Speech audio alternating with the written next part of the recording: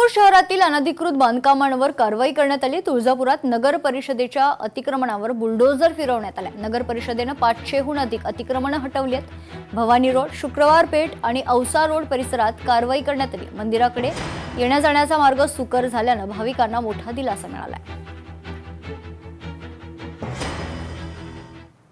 महाराष्ट्र राज्य कृषी सेवा केंद्र चालक असोसिएशन अर्थात मापदा यांच्या वतीने 27 एप्रिल पासून राज्यव्यापी बेमुदत संप पुकारण्यात आला असून या संपाला 27 एप्रिलला देशभरातील संघटनांकडून एक दिवसीय संपाद्वारे पाठिंबा दिला जाणार आहे। या संपामुळे राज्यातील तब्बल 85,000 कृषी सेवा केंद्र बंद राहणार असून त्याचा थेट परिणाम शेतकऱ्यांवर होण्याची शक्यता आहे। खरीप हंगामाच्या तोंडावरच हा संप होत असल्याने खतं, बियाणं आणि कीटकनाशकांच्या उपलब्धतेवर देखील परिणाम होऊ शकतो।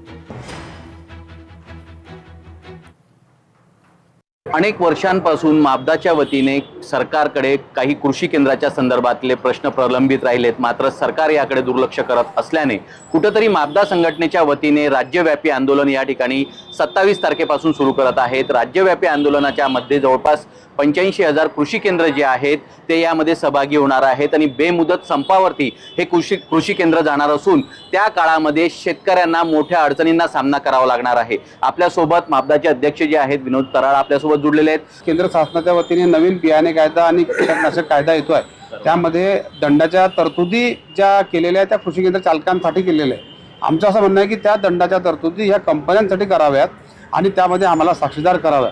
अशा अनेक गोष्टी आहेत किंवा अडचणी आहेत की ज्यासाठी आम्ही आता हा आमचा 27 तारखेचा बंद पुकारलेला आहे। 2 क्विंटल 4 क्विंटलचं जेव्हा उत्पादन हातामध्ये येते तेव्हा शेतकरी हातबल होतो।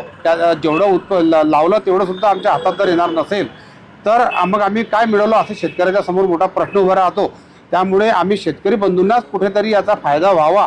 शेतकरी बंधूंच्या ना वेठीत धरण्याचा वगैरे अजिबात याच्यात प्रकार नाही आहे। शेतकरी बंधूंच्यासाठीच हा बंद आहे असं म्हटलं तरी वावगं ठरलं। लक्षवेधी म्हणून या ठिकाणी आंदोलन या ठिकाणी कृषी केंद्राच्या पदाधिकाऱ्यांनी मापदाच्या वतीने पुकारलेला आहे।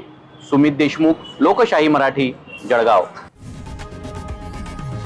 लोकशाही मराठी ऐका, पहा, जागरूक रहा।